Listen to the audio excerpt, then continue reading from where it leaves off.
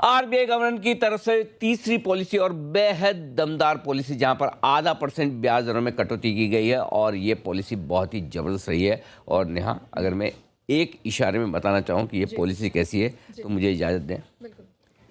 ये है पॉलिसी। ये गवर्नर साहब की पॉलिसी है जो ज़बरदस्त है। माय गॉड, इससे बढ़िया पॉलिसी आप सोच नहीं सकते, देख नहीं सकते हैं। क्या कुछ खास है पॉलिसी में, मैं जल्दी से बता दूं, उसके बाद एक्सपर्ट से करेंगे हम बात।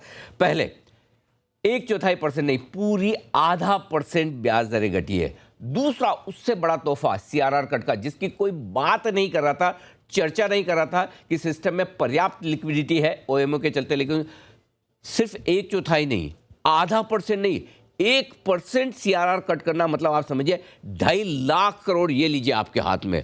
गजब का एक्शन। तीसरा, एमपीसी में रुक अब अकोमोडेटिव से बदल कर न्यूट्रल किया। फिर महंगाई पिछले 6 महीने से आरबीआई के 4% के टारगेट के नीचे है और इस बार महंगाई का टारगेट उन्होंने वित्त वर्ष 2026 के लिए और 30 बेसिस पॉइंट घटाकर 4% के आसपास किया, 3.7%। ग्रोथ की रफ्तार बढ़ाने के लिए रेट कट का एग्रेसिव फैसला लिया है आरबीआई ने। जीडीपी का अनुमान जरूर 6.5% पर रखा है, लेकिन मैं कह सकता हूं दावे से जो पॉलिसी गवर्नर साहब ने दी है, ये जीडीपी का अनुमान उनका कम है। यहाँ पर वो कंजर्वेटिव है। इससे कहीं बेहतर कोई बड़ी बात नहीं, 7% के ऊपर की जीडीपी दिखे। सामान्य मानसून से फसलें अच्छे रहने की उम्मीद है। ग्लोबल अनिश्चितताओं के माहौल में भारत की ग्रोथ मजबूत रहने की उम्मीद है और ये पॉलिसी उस तरह से पूरी तरह से उसको सपोर्ट करती है। और ओएमओ के जरिए सिस्टम में नकदी की कमी से सरप्लस में नकदी आती दिख रही है। क्या गजब की पॉलिसी आई है, यह है पॉलिसी की खास बातें।